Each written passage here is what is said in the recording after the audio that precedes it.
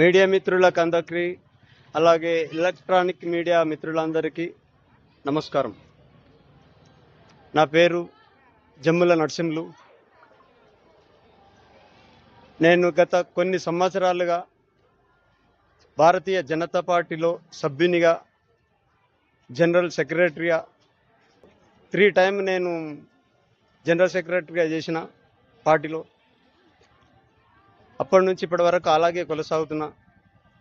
పోయిన ఎలక్షన్లప్పుడు నేను భారతీయ జనతా పార్టీ తరఫున ఇదే కాలనీలో షాద్నగర్ 25 షాద్నగర్ పద్మావతి కాలనీ 25వ వార్డులో నేను పోటీ చేసినాను. అప్పుడు నాకు పోటీ పెద్ద పెద్ద వాళ్ళు ఉన్నారు కాబట్టి అప్పుడు నాకు ఫస్ట్ టైం అంతా నాకు అవగాహన లేదు కాలనీ మీద కూడా. అయినా కూడా నేను బ్రహ్మాండంగా ఓట్లు తీసుకొచ్చుకున్నా. కొన్ని కారణాల వల్ల నేను అప్పుడు ఓడిపోయినా కూడా నిరాశ పడకుండా ఇప్పటి వరకు పార్టీలో కొనసాగుతూ, పార్టీ ఇచ్చిన ప్రతి కార్యక్రమాన్ని విజయవంతం చేస్తూ ఇప్పటి వరకు అలాగే కొనసాగుకుంటూ వస్తున్నా. నెక్స్ట్ టైం నాకు 100% టికెట్ వస్తుందని ఆశతో ఇప్పటి వరకు పార్టీలో నేను ప్రతి కార్యక్రమాలను విజయవంతంగా నిర్వహించినా కూడా పార్టీ నన్ను ఈరోజు గుర్తించలేదు. టికెట్ ఇస్తామని, అసలు టికెట్ ఇస్తాము అనే క్వశ్చనే రాదు అక్కడ. అంటే నేనే ఉన్నా, ఇంకెవ్వరు లేరు ఇక్కడ ఈ కాలంలో. అంటే ఎవ్వరు లేరని అట్లా కాదు, నేను ఒక్కరినే తిప్పలబడుతున్నా, అన్ని వర్కులు చేస్తున్నా కాబట్టి ఈ కాలానికి నరసింహ అంటే బీజేపీ అంటే నరసింహ అనే పేరు తెచ్చుకున్నాను నేను. ఆ ఓపు ఉంది కాబట్టి నాకు ఇంకా వేరేళ్ళు ఈ కాలానికి వేరేళ్ళకి ఇస్తారు టికెట్ అనే ఆలోచన కూడా నాకు లేకుండే. జస్ట్ 20 డేస్ నుంచి వేరే అతను వచ్చి ఈ కాలనీలో అందరితోటి కలవడము, ఫోన్లు చేయడము, నేను నిలబడుతున్నా ఇక్కడ నాకు మద్దతు ఇస్తారా అని అందరితోటి ఫోన్లు చేసి అడుగుతుంటే కొంతమంది ఆయన అడిగిపోయిన కొద్దిసేపటికే నాకు ఫోన్లు చేయడం జరిగింది. ఎవరు నరసింహులు గారు, ఇక కొత్త మనిషి వచ్చి మమ్మల్ని ఇట్లా అడుగుతున్నాడు ఏంది అంటానంటే, నాకు తెలియదన్నా ఎవరు అంటే పలానా వ్యక్తి అంటానంటే, ఆయన విషయం నేను పార్టీ పెద్దల వరకు తీసుకుపోయినా.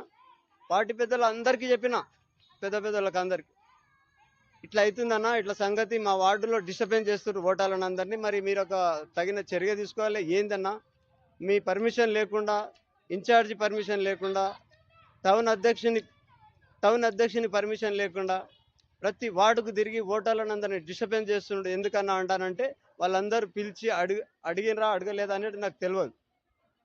అట్లే సస్పెండ్ పెట్టుకుంటూ ఇన్ని రోజులు గడిపి లాస్ట్కు టికెట్ వచ్చే వరకు ప్రతి పార్టీలో ఉన్న ప్రతి నాయకుడు కూడా చెప్పిండు, నీకు మించి ఇంకొకరికి టికెట్ ఇచ్చే అవకాశం ఉండదు, నువ్వు యథార్థంగా పని చేసుకో, నీది నువ్వు చూసుకో, నువ్వు వేరేళ్ళ గురించి టెన్షన్ పెట్టుకో. కానీ ఇన్ఛార్జి, పట్టణ అధ్యక్షుడు, ఇంకా పెద్ద నాయకులు కూడా అదే మాట చెప్పారు. భారతీయ జనతా పార్టీలో నా పేరు తప్ప ఇంకోటి లేకుండే ఈ వార్డుకు. అటువంటిది ఆయన వచ్చి డిస్టర్బెన్స్ చేస్తుంటే కూడా ఆయన మీద ఏం చర్య తీసుకోలేదు. కాకుండా టికెట్లు నాకు బిరకు చేసి ఆయనకు టికెట్ కేటాయించారు. లాస్ట్ ఎప్పుడో కమిట్మెంట్ అయింది, అది నాకు చెప్పకుండా చేసిరు. అది అయినా కూడా నాకు ఇన్ఫర్మేషన్ లేదు. నాకు పార్టీ నుంచి ఫోన్ వచ్చింది, నీకు టికెట్ కన్ఫామ్ అయింది, పార్టీ ఆఫీసులో నీ మెటీరియల్ అంత ఉంది, వచ్చి తీసుకుపో నరసింహులు గారు అంటని నాకు ఇన్ఫర్మేషన్ ఇచ్చారు. సరే అన్న అని చెప్పి నేను పోయి మొత్తం మెటీరియల్ అంతా తీసుకొచ్చి నా రూమ్లో నింపుకున్నా. ఇంకా మోడీ గారి పెద్ద ఫోటోలతో సహా తీసుకొచ్చి నేను ఇంట్లో పెట్టుకున్నా. ఇది ఇంకా టెన్షన్ నడుస్తూనే ఉంది. ఆ కాలంలో తిరుగుకుంటూ అందరితోటి ఆయన డిస్టర్బెన్స్ చేసుకుంటూ ఋషికేష్ అనే వ్యక్తి డిస్టర్బెన్స్ చేస్తూనే ఉన్నాడు. అది వాళ్ళకి చెప్పినా కూడా నువ్వు అవన్నీ పట్టించుకోకు, నీకు టికెట్ వస్తే చాలు కదా, అవన్నీ పట్టించుకోకంటే కొంతమంది సంధానించడం జరిగింది. తీరా చూస్తే ఆ రోజు టికెట్ ఇచ్చే రోజు లాస్ట్ వరకు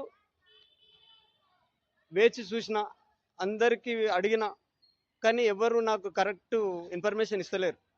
టికెట్ ఆల్రెడీ ఆయన కన్ఫర్మ్ చేసినాక నాకు ఇస్తామనడం ఎంతవరకు కరెక్ట్? నేను సాయంత్రం వరకు ఉన్నా, నీకే అని చెప్పి లాస్ట్కి వస్తే ఒక పెద్ద మనిషి వచ్చి నన్ను ఆఫీస్ రూమ్లోకి తీసుకుపోయి నన్ను సంధానించడం జరిగింది. ఏమని, ఈ చిన్న పోస్టు నరసింహులు గారు, నీకు పెద్ద పోస్ట్ ఇస్తాం దీనికొద్ది, నువ్వు కమిట్మెంట్గా ఈ ఒక్క సీట్ ఆయనకి ఇడిచిపెట్టేసాయి. నా మాట విను, నీకు ప్రామిస్ చేస్తున్నాను అనే మాటలు ఏమేమో చెప్తుంటే నాకు అప్పుడు అర్థమైంది, నాకు టికెట్ రాకుండా మోసం చేస్తారు వీళ్ళు. నన్ను ఇన్ని రోజులు టికెట్ ఇస్తామని చెప్పి ఎంతో మోసం చేసిన వీళ్ళు నన్ను అన్యాయంగా అసలు ఏం చెప్పకుండా నాకు చాలా మోసం చేసిరు అన్న ఉద్దేశంతో చాలా బాధతోటి నేను ఇంటికి వెళ్ళిపోవడం జరిగింది. తెల్లారి విడ్రా టైం ఉంది. నేను అదే రోజు విడ్రా టైం ఉంది. అదే రోజు లేదా తెల్లారి విడ్రా టైం ఉంటే నేను ఆ ఇంటికాడ చాలా బాధతోటి ఉంటే, నేను విడ్రా టైం కూడా పెద్ద మనిషి చెప్పిండు కదా, ఆ విడ్రా చేసుకుందామనే ఉద్దేశంతో మళ్ళీ మున్సిపల్ ఆఫీస్కి ఆడికి పోయే వరకు టైం అయిపోయింది. వాళ్ళు చెప్పిర్రు, బాబు మీది మీరు నామినేషన్ వేసింది ఇండిపెండెంట్గా కన్వర్ట్ అయింది, ఇప్పుడు ఏం చేయనిక రాదు అంటానంటే సైలెంట్గా వచ్చేసిన. లేకపోతే నాకు ఈ అవకాశం కూడా లేకుండా ఉండేది. అట్లా చేసినందుకు నేను సపదాకా ఇంట్లో వచ్చి కూర్చున్నా. నాకు ఈ రాజకీయం వద్దు, పార్టీలు వద్దు, నాకు పార్టీ మోసం చేసింది. భారతీయ జనతా పార్టీ అంటే నాకు ఎంతో ప్రేమ. అసలు ఇటువంటి కండు వేసుకోవాలి, వేరే కండువాలు పట్టుకోవాలంటేనే నేను తట్టుకోలేని పరిస్థితి. అది చాలా బాధాకరమైన విషయం. అది అయినా కూడా ధైర్యం చేసుకొని పట్టుకుంటున్నా. టికెట్ రాలేదని కన్ఫర్మ్ అయినాక నేను ఇంటికి మా పిల్లలే కానీ, మా భార్యనే కానీ, ఇంటి పక్కలే కానీ, మా కాలనీ వాసులే కానీ చాలా మంది ఫోన్లు చేయడం జరిగింది. ఏంది నరసింహులు గారు, ఏంది ఇట్లా చేస్తారు అంటానంటే, అన్న నాకు ఈ రాజకీయం వద్దన్నా, నాకు నచ్చదేమో, లేకపోతే నాకు పడిరాదేమో, నాకు ఇట్లా అవుతుంది అని అందరితో చెప్తే వాళ్ళు చెప్పిన సలహా ఏంటంటే, నువ్వు ఇంటికాడ కూర్చున్నా కూడా అవతలి వ్యక్తితోటి నువ్వు డబ్బులు తీసుకొనో లేకపోతే ఇంకేదానికో ప్రబోలా పెట్టి నువ్వు క్రాస్ అయినావని బదలాం వస్తుంది, నువ్వు కంటిన్యూగా ఉంటేనే మంచిదని కొంతమంది పెద్దలు సలహా ఇచ్చారు. ఆ పెద్దల సలహా మేరకు, కాలనీవాసుల సలహా మేరకు నేను ఇండిపెండెంట్గా పోటీలో ఉండడం జరిగింది. నేను పోటీలో ఉన్నా నాకు 24 గంటలు అంటే 2 డేస్ అవుతుంది. 24 గంటల నుంచే నేను ప్రయత్నం చేసిన, పాంప్లెంట్ వేసుకోవడము, బ్యానర్లు చేయించుకోవడము అప్పటి నుంచే స్టార్ట్ చేసిన. ఆడికెళ్ళి 2 డేస్ నుంచి నేను కాలనీలో తిరుగుతున్న. కాలనీలో అసలు ఇంత అభిమానం ఉంది ఈ కాలనీ వాసుల్లో నా మీద అంటాను నాకు ఇప్పటివరకు తెలియదు. నాకు ఉందని తెలుసు కానీ ఇంత భయంకరంగా నా మీద అభిమానం ఉన్నదని తెలియదు. వాళ్ళందరికీ పేరు పేరున నమస్కారం.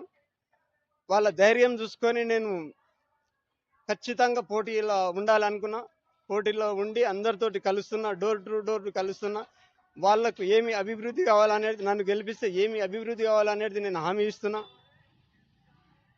ఇట్లా చేసినందుకు భారతీయ జనతా పార్టీ పెద్దలు, ఒక ఇంట్లో ఒక కుటుంబం ఉన్నప్పుడు ఇంట్లో అందరిని ఒక సమానం చూడాలి. ఎవరు పని చేస్తున్నారు, ఎవరు పని చేస్తలేరు, ఎవరికి ఏ పోస్ట్ ఇవ్వాలి, ఎవరిని ఎట్లా పెట్టాలనేది పార్టీ ఇంటి యజమాని నిర్ణయించాలి. ఆ ఇంటి యజమాని చక్కగా లేనప్పుడు ఆ పార్టీ ఆ ఇంటి యజమాని మంచిగా లేనప్పుడు ఆ ఇంటి కుటుంబం సరిగ్గా నడవదు. నా ఉద్దేశం అది. అలాగే పార్టీ కూడా అంతే. పార్టీని సరిగ్గా నడపని వ్యక్తులు పార్టీలు ఉంటే కూడా ఆ పార్టీ సరిగ్గా నడవదు. కింది స్థాయిలో ఏమి జరుగుతుంది అనేది వాళ్ళు క్యాల్కులేషన్ చేయాలి. క్యాల్కులేషన్ చేయకుండా ఏసీ రూమ్లో కూర్చొని వాళ్ళకి ఎవరికి పడితే వానికి ఎవరు ఫోకస్ అయితే వాళ్ళకు టికెట్ ఇచ్చుకుంటా పోతే ఈ నాటువంటి మామూలు కార్యకర్త ఏమైపోవాలి. అదే ఊపులో నేను ఏమన్నా చేసుకుని ఉంటే వీళ్ళకి ఎవడు కట్టిస్తుండే, నాకు ఏమన్నా అవుతుండే, నా పిల్లలు రోడ్లో పడుతుండే. అప్పుడు ఇట్లాంటిది మళ్ళీ జరగకుండా ఉండాలంటే ఇటువంటి పార్టీ పెద్దలు సరైన ఆలోచన చేసి, ఇప్పటికైనా తెలివి తెచ్చుకొని సరైన ఆలోచన చేసి పార్టీలో ఎవరికి ఏ బాధ్యత ఇవ్వాలి గుర్తు చేసుకొని వాళ్ళకి ఆ బాధ్యత అప్పచెప్పాలి. లేదా పార్టీ ఖరాబ్ అవుతుంది. కుటుంబం అయినంతే పార్టీ అయినా. నాకు తెలిసిన వరకు, నాకున్న నాలెడ్జ్ వరకు చెప్తున్నాను నేను. ఒక కుటుంబంలో ఒక పెద్ద మనిషి బాగలేకపోతే ఆ కుటుంబం సర్వనాశనం అవుతుంది. అలాగే ఒక పార్టీ అధ్యక్షుడే కానీ, ఇన్ఛార్జే కానీ, అధ్యక్షుడే కానీ బాగలేకపోతే ఆ పార్టీ సర్వనాశనం అవుతుంది. అది గుర్తుపెట్టుకొని ఇప్పటికైనా సరిగ్గా సెట్ చేసుకుంటే మంచిదని నా ఉద్దేశం. నమస్కారం. నరసింహ అంకుల్ కి మీరు టికెట్ ఇవ్వనందుకు మిమ్మల్ని అంకుల్ చాలా ఏడుస్తున్నారు. చాలా ఎన్ని రోజుల నుంచో అంకుల్ మీ దాంట్లోనే ఉన్నారు. ఇప్పుడు ఎవరినో వేరే వాళ్ళ పార్టీ వాళ్ళని తెచ్చి పెట్టారు, అది చాలా తప్పు. వేరే వాళ్ళని తెచ్చి వేరే కాలనీ నుంచి వచ్చి ఇక్కడ ప్రచారం చేస్తున్నారు, అది చాలా తప్పు. అంకుల్ చాలా మంచివారు, అంకుల్ లో చాలా మంచివారు, మంచి పేరుంది. అంకుల్ కి పార్టీ సీటీ అన్నందుకు చాలా బాధపడుతున్నారు. అలాగే మా కాలనీలో అందరూ బాధపడుతున్నారు. చాలా అంత మంచి వ్యక్తిని పెన్నుకోవాలి కానీ ఇదేంటి ఈ పార్టీ సీటీ ఇవ్వకుండా అలా ఉన్నారు అని అన్నారు. మేము ఎలాగైనా సరే మా నరసింహ అంకుల్ని మేము పక్కా గెలిపించుకుంటాం. మీరు చూస్తూనే ఉండండి.